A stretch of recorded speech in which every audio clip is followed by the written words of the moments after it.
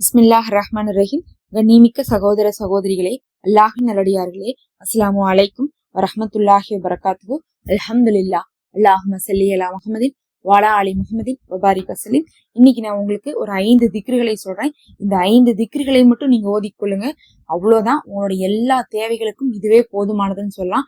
ஏன்னா ஒரு துவா கபூலாகிறதுக்கு தேவையான எல்லா விஷயங்களுமே இதுலயே உங்களுக்கு அடங்கி இருக்கும். இன்ஷா அல்லாஹ் இதை நீங்க செய்து கொள்ளுங்க. முக்கியமா தஹஜ்ஜுடைய நேரத்துல இது செய்வது ரொம்ப சிறப்புக்குரியதாக இருக்கும். ரொம்ப இலகுவா இருக்கும். நமக்கு தஹஜ்ஜத் நேரம் அப்படிங்கிறது ரமலான்ல எல்லாருக்குமே ஈஸியான டைம் தான். சஹருக்கு ஒரு 10 நிமிஷத்துக்கு முன்னாடி எந்திரிச்சு தஹஜ்ஜத் தொழுதுட்டு இதை நீங்க ஓதிக்கொள்ளலாம். இப்ப நான் சொல்லக்கூடிய அனைத்தையுமே 100 முறை ஓதிக்கொள்ளுங்க. அதுல முதல் ஒண்ணு என்னன்னு பாத்தீங்கன்னா செலவாத்து.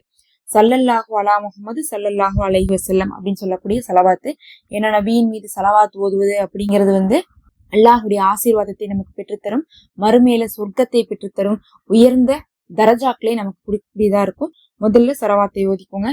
அடுத்தது 2வது அஸ்தோஃபிருல்லா, அதாவது பாவ மன்னிப்பு கேட்கிறோம். யாரெல்லாம் மன்னிச்சிருன்னு சொல்லிட்டு யார் ஒருவர் தௌபா செய்யறாங்களோ அவங்களுடைய கஷ்டங்களை அல்லாஹ் போக்கிறான். அவங்களுடைய தேவைகளை காணாத புறத்துல இருந்து அல்லாஹ்வே நிறைவேற்றி தருகிறான். அதனால உங்களுக்கு எவ்வளவு கஷ்டம் இருந்தாலும், ரிசுக்கே இல்ல, வருமானம் இல்ல, வசதி இல்ல, கடன் அடைக்க முடியல, கஷ்டத்துல இருக்கேன்னு சொன்னாலும் அல்லாஹ் உங்களுக்கு ஒரு வழியை கொடுப்பான். நீங்க அஸ்தோஃபிருல்லா அப்படிங்கக்கூடியதை 100 முறை ஓதிவாங்க. அடுத்தது 3வதாக பாத்தீங்கன்னா அல்லாஹ் முஸ்தஆனு அப்படின்னா அல்லாஹ் உதவி தேடப்படுபவன் அப்படின்னு அர்த்தம். உண்மையாலுமே அல்லாட்ட தான் நம்ம உதவி தேடுறோம். அதனால யாரெல்லாம் உன்ட்ட தான் நாங்க தேடுறோம், நீதான் கொடுக்கணும் அப்படின்னு சொல்லிட்டு வலியுறுத்தக்கூடிய இந்த அல்லாஹ் முஸ்தஆனு ஓதுங்க. இந்த அல்லாஹ் முஸ்தஆனுக்கு ஒரு வரலாறே இருக்கு. அதாவது ஒரு நரகவாசி இந்த ஒரு வார்த்தையை கூறுகிறான். எப்படின்னா நரகத்துல இருக்கும்போது கூறுகிறான். கூறின உடனே அல்லாஹ் என்ன பண்றான், உனக்கு என்ன வேணும்னு அல்லாஹ் கேட்கிறான். உடனே அவன் என்ன சொல்றான், நரகத்தை விட்டு வெளியே வரணுங்கிறான். உடனே அல்லாஹ் என்ன பண்றான், இந்த வார்த்தையை சொன்னனால வெளியே விட்டுறான். அதுக்கப்புறம் உனக்கு என்ன வேணும்னு கேட்கறான். மறுபடியும் இந்த வார்த்தையை ஊதி அவன் என்ன கேட்கறான், எனக்கு அந்த சொர்க்கத்துடைய வாசல் வரி போகணும்னு எனக்கு ஆசையா இருக்குங்கிறான். கொண்டு போய் அல்லாஹ் விட்டுறான். மறுபடியும் இந்த வார்த்தையை ஊதி அவன் என்ன கேட்கறான்னா, எனக்கு சொர்க்கத்துக்குள்ள ஒரு தடவை போய் பார்த்துட்டு வரணும்னு ஆசையா இருக்கு அப்படிங்கிறான். அப்ப மறுபடியும் என்ன பண்றான், அல்லாஹ் ஒரு தடவை உள்ள போறதுக்கு அல்லாஹ் விட்டுறான். அதுக்கப்புறம் மறுபடியும் இந்த வார்த்தையை கூறுகிறான். அல்லாஹ் என்ன சொல்றான், நீ அங்கேயே நிரந்தரமா இருந்துக்கோன்னு சொல்லிடுறான். சுபஹானல்லாஹ். ஒரு நரகவாசியை சொர்க்கத்துக்குள்ள இழுத்துட்டு போகக்கூடிய வார்த்தை தான் இந்த அல்லாஹ் அல் முஸ்தஆனு அப்படிங்கக்கூடிய வார்த்தை. இதை நீங்கள் 100 முறை ஓதிங்க. முடியாத காரியத்தை கூட அல்லாஹ் முடித்து கொடுப்பான்.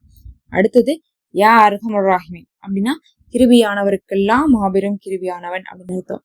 அல்லாஹ்விடத்துல இருக்கக்கூடிய இஸ்முகள்ல அர் ரஹ்மான் அர் ரஹீம் அப்படிங்கிறது ரொம்ப சிறப்புக்குரிய இஸ்மு. நம்ம அஸ்மாவுல் ஹுஸ்னால எடுத்து பார்த்தாலும் இதுதான் ஆரம்பிக்கும். ஃபர்ஸ்ட் அல்லாஹ்னு வரும், அப்புறம் அர் ரஹ்மான் அர் ரஹீம் தான் வரும். அது மட்டும் இல்லாம குரான்ல எங்க எடுத்து பார்த்தாலுமே பிஸ்மில்லாவோட அர் ரஹ்மான் அர் ரஹீம் சேர்ந்து இருக்கும். பிஸ்மில்லாஹ் ரஹ்மான் ரஹீம் அப்படின்னு வரும்.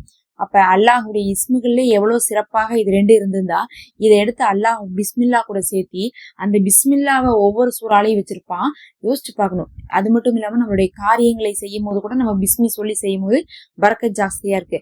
அப்ப இந்த 2 திருநாமமும் இஸ்மியாக்களம் கொண்டதாக இருக்கு. துவாவை கபுலாக்கும், பரக்கத்துகளை அதிகமாக்கக்கூடியதாகவும், அல்லாஹுடைய உதவி அல்லாஹுடைய திருப்தியும் பெற்றுத்தரக்கூடியதாக இருக்கும். அதனால இதை 100 முறை ஓதிக்குங்க. கடைசியா சூரா நஸ்ரு சூரானா உதவியை பெற்றுத்தரக்கூடிய சூறா தான். அது இதாஜா நஸ்ருல்லாஹின்னு சொல்லிட்டு வரும். அந்த சூறாவை நீங்க முடிந்தால் 100 முறை ஓதுங்க. ஒருவேளை நேரம் இல்ல ஓத முடியலன்னா குறைஞ்சது 11 முறை இந்த சூறா ஓதிக்குங்க.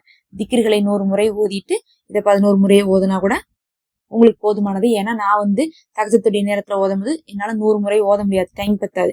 அதனால நான் என்ன பண்ணுவேன்னா குறைத்துக் கொள்வேன், 11 முறை ஓதிக்கொள்ளலாம். இந்த சூறாவே பாத்தீங்கன்னா அல்லாஹுடைய உதவியும் வெற்றியும் நமக்கு பெற்றுத்தரும்.